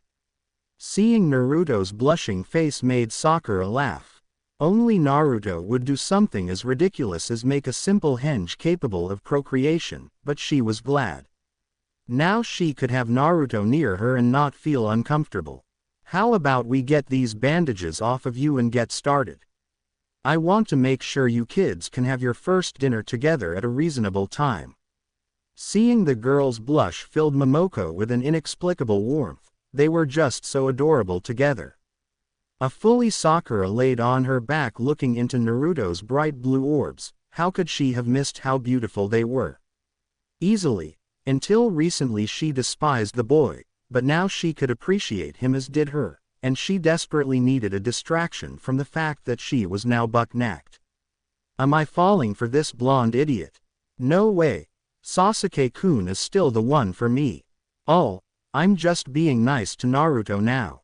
But she doubted herself. Like Sasuke, Naruto now had an incredibly tragic past, and unlike Sasuke, he liked her. Sakura wasn't a fool. She had just been hoping her constant praise and admiration would one day get through the Uchiha's broody exterior. As the young girls simply stared at each other, Momoko and Mari got to work. Diagnosis Jutsu quickly revealed that Sakura's growing appendages would be fully functional soon. An examination of her brain revealed no irregularities. Her eyes, on the other hand, were a completely different story. She had grown a tapetum behind her retinas, meaning her eyes will glow in the dark much like many nocturnal animals. She also had grown several rods which would give her good eyesight. Her eyes have become the perfect fusion between fox and human. A quick look at her pupils revealed they were becoming slitted.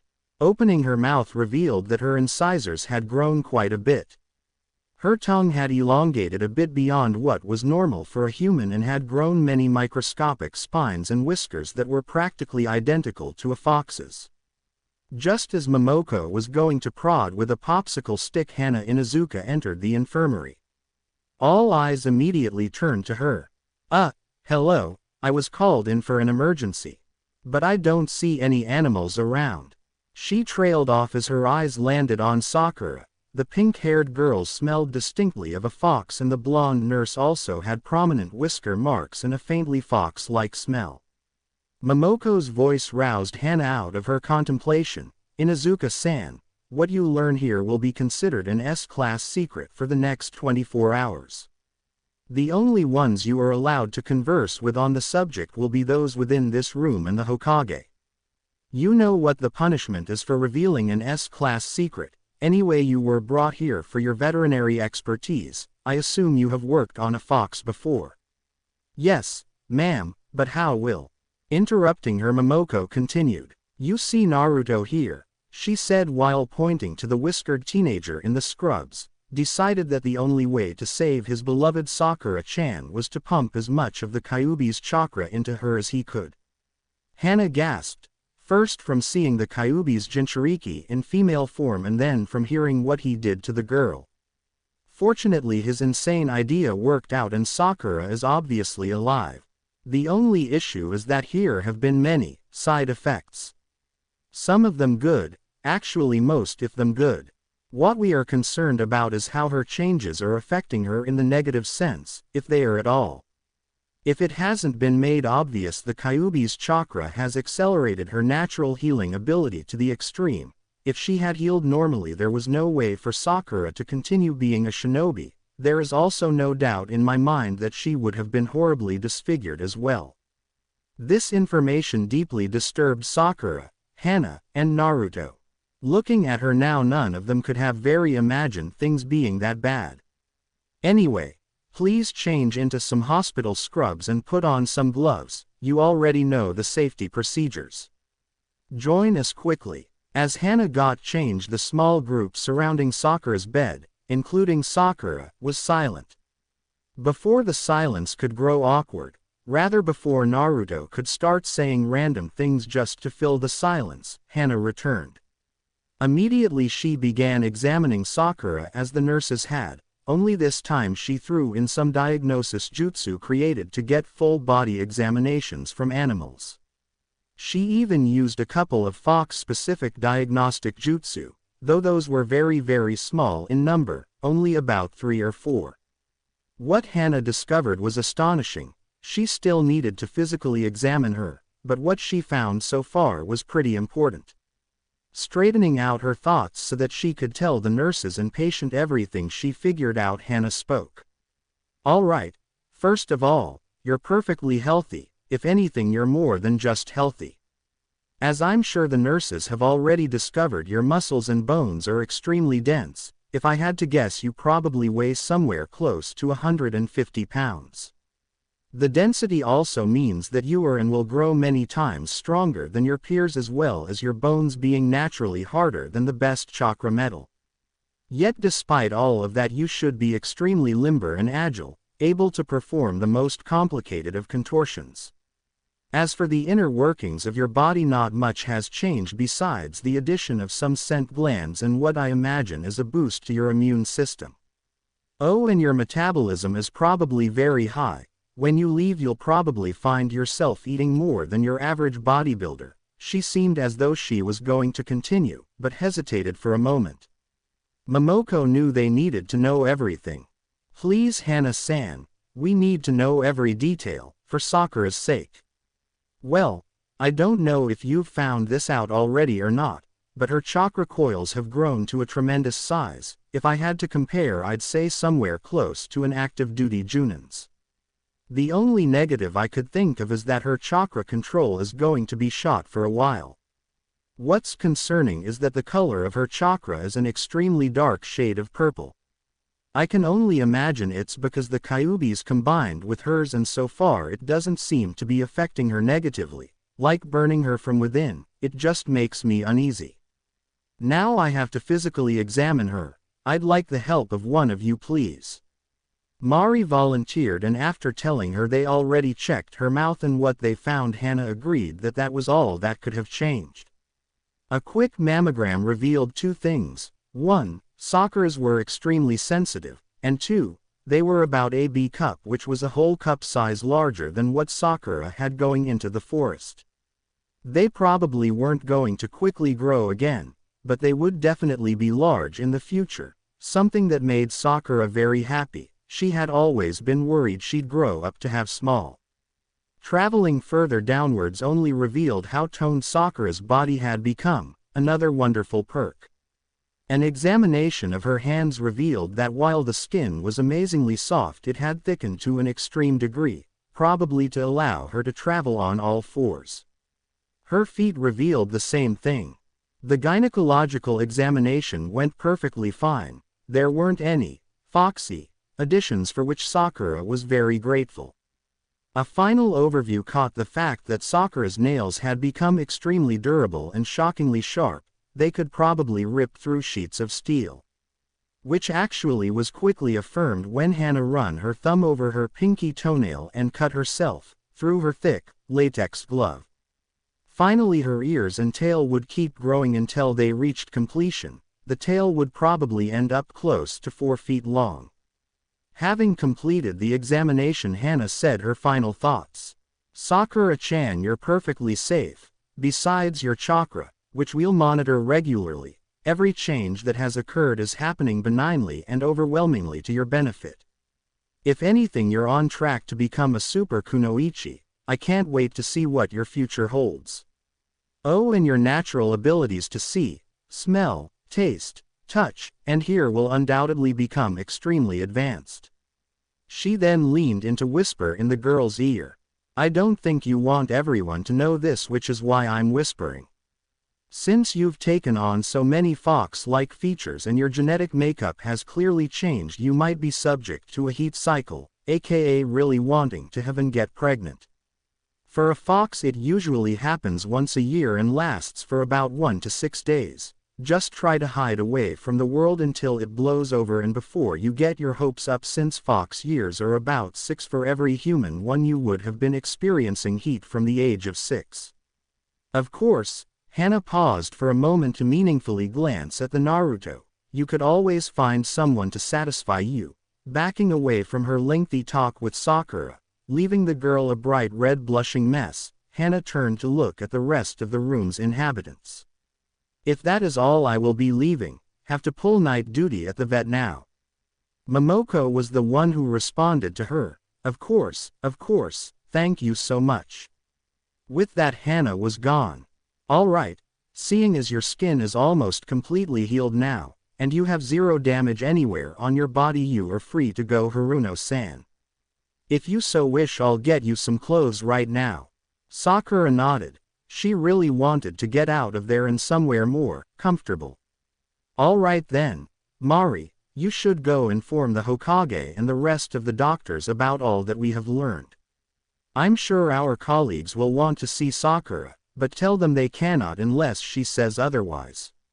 Momoko then left to grab some clothes that would fit the girl. Since they were now alone, Naruto and Sakura simply stared at each other. Throughout the entire examination process, Naruto had helped where he could, but otherwise just listened intently on what the nurses and Hana had said. He had been deathly afraid for Sakura's well-being from the moment he saw her in the clearing up until a few minutes ago. Now he was able to say he actually made her a better kunoichi through his desperate actions. He also couldn't deny that while he loved her before this, her natural enhancements definitely made her much more attractive. Thinking about it, Sakura seemed to just ooze beauty and power no matter how awkward or uncomfortable she was at the moment. If Naruto had been asked who was the most beautiful woman in the world at that moment, and every moment of his life thereafter, he would answer, Sakura, without hesitation. Sakura was in a bit of a daze. Everything seemed to be coming up. Sakura, when it come to the way her body was changing, up until the very end. Sakura had always wanted to be with Sasuke. He was so awesome and cool and strong and deliciously tragic, but if her heats needed to be dealt with, she knew that there was no way Sasuke would help with them. With everything that had happened, she knew without a doubt she could ask Naruto and not be disappointed. Whether she realized it or not, Naruto was slowly becoming her first choice. The rationalization was easy. Why go for a man who ignored you and treated you like an annoyance when there was a man who would treat you like the princess you deserved to be treated? Sakura knew that she could change Naruto in a positive way. He had already shown a serious side. If she could get him to study up, he could be perfect. It's rare you find a loudmouth genius. They hadn't spoken a word to each other, simply absorbing themselves into the other's eyes. The return of Nurse Fukuyama distracted them enough to break the heavy atmosphere. She looked at them with a curious glint in her eyes, but she didn't say anything about the scene she had walked into. It seemed intimate. Here you go, Miss Haruno. Once you're dressed, Naruto will release his henge and you kids can skedaddle on over to the cafeteria. Try not to do any extraneous activities tonight, and dare I say it, you'll be at full health tomorrow morning. The big thing will undoubtedly be the odd looks you'll get from the other competitors, so I suggest you practice your henge until you can hold it for an hour, since there is a meeting at the end of the test. Sakura was going to protest that she could do a henge just fine until she remembered she had just received a massive increase to her chakra reserves. One of the things she took great pride in was her perfect chakra control, though she knew it was in part due to the minuscule amount of chakra she had before her change. Now that was gone and she'd have to work very hard to get it where it was. Unless the Kyuubi somehow could grant her the perfect control, she might have lost. A silly thought. Thank you, I will. Receiving her clothes and slipping them on. The shirt was a women's small, which was to accommodate her larger breasts and longer torso, and her skirt was 2 sizes larger than the one she used to wear.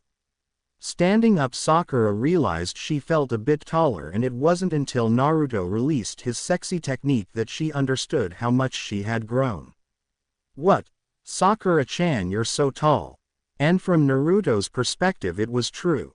Unlike before, where she was only 1.5 inches taller than him, she now towered almost 5 inches above him. Momoko spoke up. Well, yes, I believe we had said she was becoming the perfect kunoichi. I believe that the Kyuubi's chakra was doing it purposefully. Let me see. Yes, you're just under 5 feet 2 inches right now, Miss Haruno.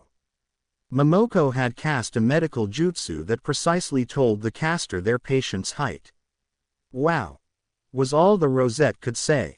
Thinking about it, that made her the tallest out of her team, since Sasuke was only around 5 feet tall at the moment. Well, I'm going to go now. I'm sure we'll be getting many patients tonight and tomorrow morning, since the Chunin hopefuls mostly trickle in during the last 2 days of competition. With her part said, Momoko went to an attached office, leaving the two alone for the last time. Thank you, Fukuyama-san. All right, Sakura, let's go eat, I'm starving. Sakura opened her mouth to tell her teammate to chill out and that they didn't need to rush, but her stomach betrayed her by gurgling quite loudly. Sakura's blush was a deep red that ran down her neck and disappeared into her shirt. She couldn't protest as Naruto simply laughed and grabbed her arm, dragging her to the cafeteria.